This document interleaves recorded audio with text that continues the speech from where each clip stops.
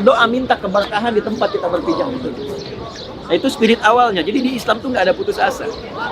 Ya, dimanapun Anda ditempatkan, mau di Indonesia, mau di luar negeri, jangan lihat semua dengan sifat-sifat pesimis, semua optimis.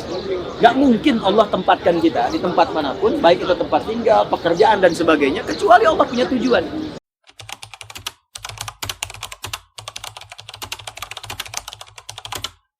Assalamualaikum warahmatullahi wabarakatuh. Di tempat kelahiran Nabi SAW, dan ini semua lembah dulu. Sampai ke Ka'bah itu lembah. Kalau kita baca Quran surah 14, Ibrahim alaihissalam, ayat 35 sampai 37, kita jelas temukan kalimat di wadin ghairi di zara'in inda baitikal muharram. Jadi samping Ka'bah itu sejak eranya Nabi Ibrahim alaihissalam itu sudah lembah yang tandus. Ya, sudah lembah yang tandus. Nanti fadilah keutamaan doanya Nabi Ibrahim alaihissalam yang diabadikan di Al-Baqarah di ayat 126, menjadikan tempat itu berkah. 30 generasi sebelum kelahiran Nabi Muhammad SAW, Allah sudah kabulkan doanya, dijanjikan akan diberkahi. Nah, ini jadi sunnah. Jadi sunnahnya itu salah satunya, kalau Anda tugas dan pindah tempat, jangan lihat tempatnya, semua bumi Allah. Jangan lihat saya pindah kok ke tempat yang gersang, di institusinya misalnya gersang, atau di tempat kerjanya kok areanya nggak enak kelihatannya. Ingat, spirit Mekah mengajarkan, kalau kita sedang umrah, spirit Mekah mengajarkan, semua bumi yang kita tempati punya siapa? Allah. Ya Allah. Kalau sudah punya Allah, kembalikan kepada pemiliknya, maka berdoa minta keberkahan di tempat kita berpijak itu. Nah, itu spirit awalnya. Jadi di Islam tuh nggak ada putus asa. Ya, dimanapun Anda ditempatkan, mau di Indonesia, mau di luar negeri, jangan lihat semua dengan sifat-sifat pesimis, semua optimis. Nggak mungkin Allah tempatkan kita di tempat manapun, baik itu tempat tinggal, pekerjaan, dan sebagainya, kecuali Allah punya tujuan. Ya, dan di situ diuji keimanan kita. Katanya yakin dengan Allah.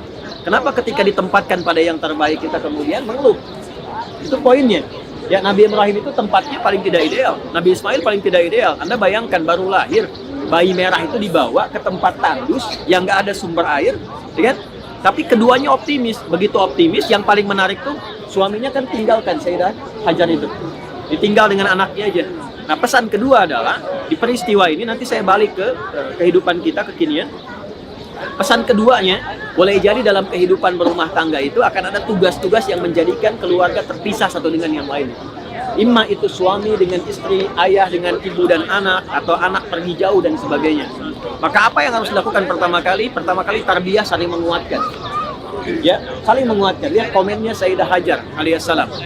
Anda bisa kebayang nggak kalau ibu jadi Sayyidah Hajar, baru lahiran ya, diajak ke tempat jauh, bayi masih merah, begitu sudah tiba di tempat itu nggak ada apa-apa, nggak ada fasilitas, rumah nggak dibangunkan, tiba-tiba suami pergi. Pamit dulu ya, katanya. Kira-kira apa komennya?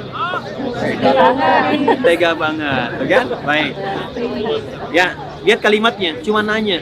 Ini diabadikan beberapa dalam kalimat ahli sejarah. Ahadza min amrillah, satu kalimat. Ini poin nih. Ahadza min amrillah, sayang, ini perintah Allah bukan? Ya, beliau cuma sampaikan ini perintah Allah. Gak nengok lagi, sudah jalan. Ya, jadi bayangkan ya, ada keyakinan, nah itulah iman. Jadi iman itu yakin tanpa ragu. Dengan keyakinan paripurna itu cuma dengar kalimat perintah Allah, selesai. Gak ada nanya, gak ada macam-macam, gak ada konfirmasi.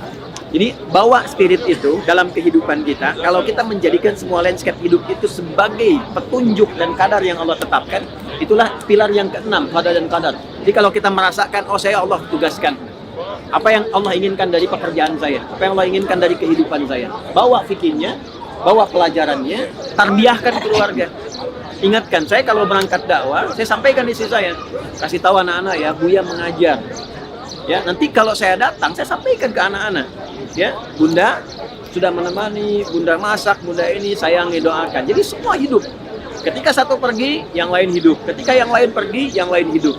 Nah, ini poin. Jangan sampai nanti ada tugas mesti berangkat, justru anak-anak mestinya kuat, ibu-ibunya malah kemudian menurunkan lagi spirit anaknya.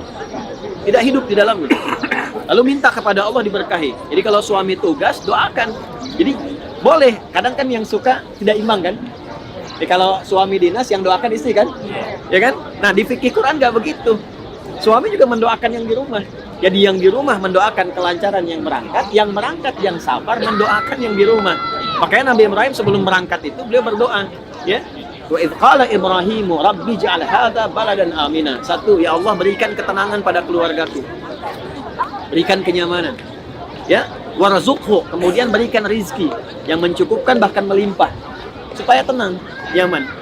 Baik, oke. Jadi sudah kembali, sudah balik dalam kehidupan itu, apa yang terjadi kemudian tempatnya jadi berkah. Ya, maka yang sekarang ini yang kita dapatkan, yang tadinya nggak ada bangunan, yang nggak ada buah-buahan, ada makanan banyak dan sebagainya, itu fadilah doa seorang ayah yang sedang bertugas. Gitu. Jadi landscape-nya bawah, jangan lihat Mekahnya. Kita itu dijalankan ke Mekah bukan untuk mengkultuskan Mekah, tapi membawa value kemuliaan dari Mekah diterapkan dalam kehidupan kita.